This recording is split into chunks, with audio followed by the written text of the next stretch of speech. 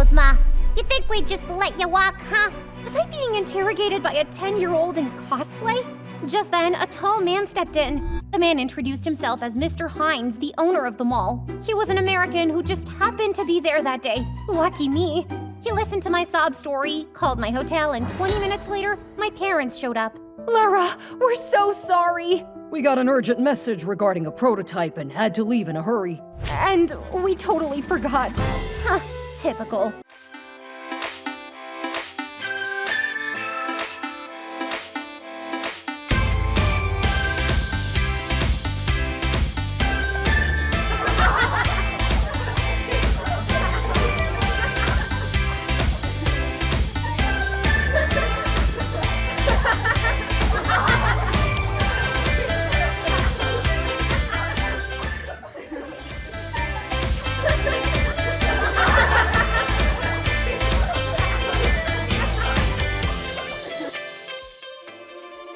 Don't you just hate it when your parents never notice you, but the second you step out the door, they start blowing up your phone? Jeez, Mom, chill. I'm Lara from the US, and what started as an ordinary day turned into an unplanned, life-altering journey to Trinidad. But first, like and subscribe to Confession Diary, because this story might just change your life too.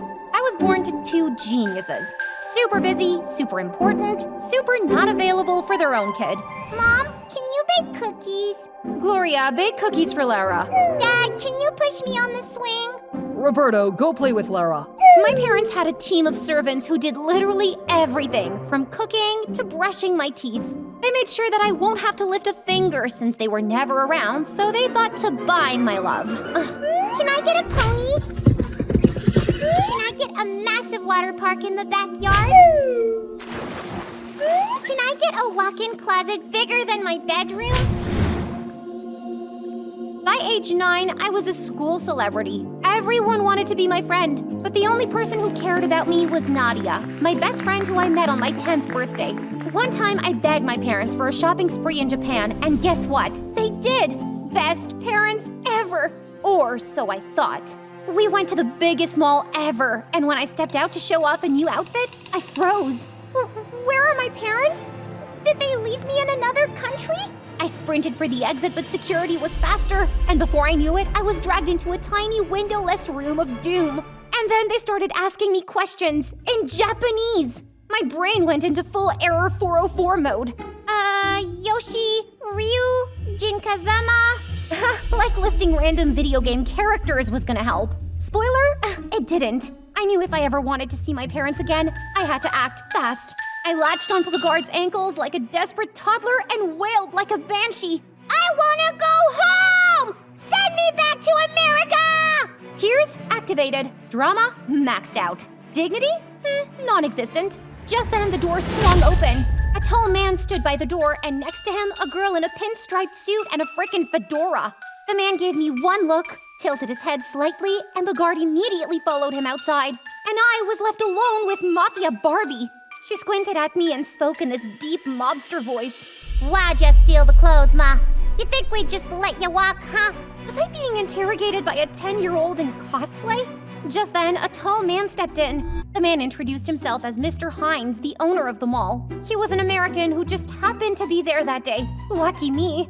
He listened to my sob story, called my hotel, and 20 minutes later, my parents showed up. Lara, we're so sorry. We got an urgent message regarding a prototype and had to leave in a hurry. And we totally forgot.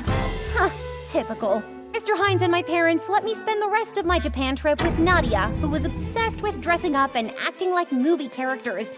She was a pirate one minute, a secret agent the next. By the time we left Japan, we were inseparable. Back in the US, we hung out every day after school since we didn't go to the same one. Now I'm 16, head cheerleader, prettiest, and still the most popular girl in school, and this amazing party. Too bad Nadia ditched this party for some fancy Caribbean island for 2 whole weeks. Seriously, Mom? Can't I catch a break? I ignored the call and enjoyed the party. A few hours later, when I finally returned home to a wrecked house, I searched everywhere. No parents, no servants, just silence. I called the police, and by the time they showed up, tears were streaming down my face. Guilt was eating me alive. Why didn't I answer Mom's calls? If I had, maybe I'd know where they were right now. Ma'am, Do you have a surveillance camera? We'd like to take a look. Why didn't I think of that? In Dad's office, I pulled up the security feed. 2 masked men stormed through the house, throwing things around like they were searching for something. And then they dragged my parents out of the house. The footage ended, and my stomach twisted. We're going to investigate, but for now, do you have any family we can contact for you? I told the officer my aunt lived in Trinidad. They gave me a few minutes to grab my important stuff, and I went to the station with them. When they contacted her, I got a weird text with some random numbers, which I ignored because honestly, I couldn't deal with anything else. 3 hours later, I was in a police car headed to the airport. My spoiled life? Yeah, that was about to flip. Aunt Michelle met me at the airport and took me to her house in Woodbrook. When she pulled up the driveway, I was shook. Where's the rest of the house? No servants? This house is big enough for me and my son Brian. No servants, but we'll help you out. As if on cue, Brian, who looked a few years older than me, stepped out. He helped me carry my luggage to my room. It was so tiny and no bathroom. I want a bigger room complete with a full bath. This isn't the Hyatt. If you want more room, sleep in the yard. Brian! He shot me a death glare and stormed off. No bigger room, sweetie. Bathroom's down the hall. Let's get you settled and grab you something to eat before bed. After a quick shower and some sandwiches, I crashed into bed and barely slept. God, I felt so out of place. Over the next few days, I locked myself in my room, worried about my parents and missing home. Aunt Michelle warned me to get rid of my phone in case it was tracked, but I didn't. I just kept it off. But one night, I couldn't stand the emptiness anymore. I dialed Nadia and told her everything. Don't worry, Lara. The police will find them. Have you thought about why someone would take your parents, though? I don't know. What I do know is I need to find them. I need to go home. Nadia distracted me with stories about her amazing trip until her mom called her away and she was gone. I had never felt so alone in my life and cried myself to sleep. Suddenly, at midnight, a noise jolted me awake. Voices, a crash. I rushed out and Brian did too. Aunt Michelle was fighting off 2 men with some amazing karate moves when she saw us. Get out of here now! Brian yanked my arm and we took off running. Down the street, then another, until my feet refused to move. What the? Suddenly, I stumbled into a street bursting with music, packed with people dancing and drenched in paint, oil, and mud. Brian, is this some kind of ritual? And for the first time since I got here, Brian actually laughed. This is Juve, a pre-dawn party with paint, mud, oil, and powder before the main carnival event, where colorful costumes are paraded along the streets of Trinidad and Tobago, which, by the way, is the greatest show on Earth. A man painted completely blue with horns walked right up to us and blew fire from his mouth. Ah! Brian glanced back, and the men were staring right at us. We've got to go. We wove through the crowd until someone called Brian's name. The guy looked like he'd swam through a swamp covered in mud from head to toe. Brian didn't hesitate. We made our way to him. Where's the mud? Cover us. What? That is not going in my hair. Oh, would you prefer black oil? I gasped. That's what I thought. Brian's friends slapped mud all over us, and my soul left my body. When I get home, I'm breaking the Guinness World Record for the longest shower ever. Once done, we began to move with the crowd. Brian squeezed my wrist. Ow! Brian, what the? That's when I saw them. The guys following us. And they were looking right at me. Crap! Dance! What? You're the only one not dancing. They'll know it's you. I sucked in a breath and moved, stiff, awkward, probably resembling a malfunctioning robot. It's working. Keep going. After a few moments, I heard Brian speak to his friend. You got that? Yup. I froze. Got what? Then I saw it. The phone. My jaw dropped. Have you been recording me? Well, think of it as memories from your first Juve. I groaned. Brian grinned. Loosen up. We'll stay for the band for a bit, then go find Mom. For the next hour, Brian and I stuck with his friends, and it was super fun. When we finally waved goodbye to his friends, 3 figures covered in mud approached us. Brian tensed. Oh, not again. We were about to run when one of them yelled, "Lara?" I froze. Nadia? She ran up and hugged me, smearing even more mud on me, but honestly, I didn't even care. The next few minutes were a blur as I spilled everything to Nadia and her parents while Brian called Aunt Michelle. She pulled up fast, barely parking before jumping out. Nadia's parents offered their guest house as a hideout, so we had a safe spot, for now. That night, I curled up on my bed, wondering if life would ever be normal again, when Brian knocked once before stepping in. How are you holding up? 1 minute I was ignoring Mom's calls. Now Now I'd do anything to hear her voice. Brian pulled me into a warm hug. I've never been close to my parents, but I can't lose them, Brian. I just can't. You won't. He pulled away and looked into my eyes. I am sure they're doing everything possible to be able to see you again. My phone buzzed. Same weird numbers. I frowned. What's wrong? I handed him the phone. I keep getting these messages. His expression darkened and he scrolled through my phone. Since when? The day my parents disappeared. Suddenly he bolted out of the room without another word. Brian? I scrambled after him, heart racing, and he instantly barged into Aunt Michelle's room. She didn't even look up from her laptop. What's up? I think Lara's been getting coded messages from her parents. Brian handed it over. We watched in silence as she tapped away on her laptop. Auntie, can you break the code? She chuckled. Girl, I ran rings around your father in school. You thought he was the only brain in the family? A few more taps, then a sharp gasp escaped her lips. I stiffened. Is it bad? Are they hurt? She turned to me. They've been at the house this whole time, in the lab. What?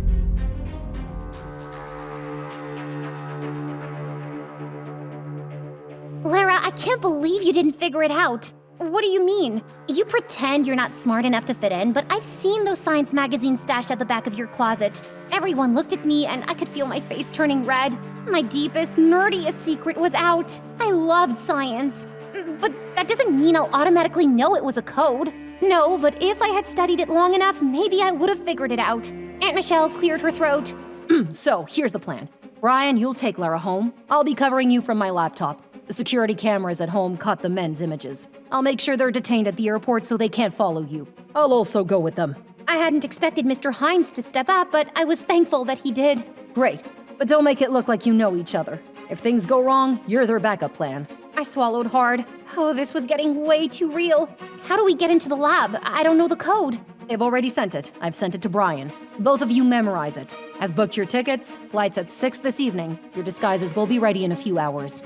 I took a shaky breath. We were going home and straight into danger. At 4 a.m., Brian and I crept to the backdoor house like cat burglars, earpieces in, Aunt Michelle whispering in our ears. I've disabled the alarm. Police are on the way. Mr. Hines is on the lookout. The coast is clear. Good luck. The line went dead. I fumbled for the key in the flower pot, heart pounding. The door clicked open, and we slipped inside and moved quickly toward the lab. Brian punched in the code. The lab door hissed open, and there they were, my parents. They were safe. A strangled sob tore from my lips as I stumbled forward, my vision blurring with tears as I ran over to them and threw my arms around them. Mom, Dad, Lara! I thought I'd lost you. For the first time since this nightmare began, I felt like I could breathe again. What happened? How come you're here? 6 months ago, a private security agency asked us to build a weaponized AI to protect their elite clients, and we refused.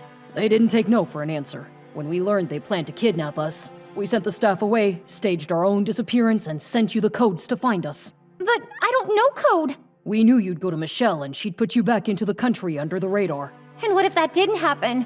We had to take the chance, sweetheart. We're just glad things worked out. So what now? We disappear, lay low. It'll be tough without the staff. I swallowed hard. I couldn't stay the way I was. My parents needed me more than ever. I wanted to be more. No more pretending. I'm sorry I've been such a spoiled brat all these years. It's time I started pulling my weight. Honey, we're so sorry we put you through this. A screen flashed in the lab. The police are here. We need to move, fast. I threw my arms around Brian, holding on tight, wishing I had more time to get to know the cousin who put our differences aside to keep me safe. Thank you for everything, for having my back. Tell Aunt Michelle and Mr. Hines thank you. Let Nadia know I'll call her. I pulled away, blinking away the tears that threatened to run down my face. I knew you were a nerd the moment I saw those whack dance moves of yours. I punched his arms playfully and sniffed. His voice softened. Good luck. I'll miss you. I'll miss you too. Dad broke our moment, sadness in his eyes. Brian, we've got to tie you up. Tell the police you didn't find us and they took Lara about 10 minutes ago. We'll leave the door open so they'll get to you. Go right ahead. After they secured him, Dad opened a secret tunnel in the far corner of the lab. I cast one last glance Brian's way as I stood at the entrance. He winked before pretending to be unconscious. Then I slipped into the tunnel with my parents. I had no idea what lay ahead, but one thing was for certain, we'd face it together.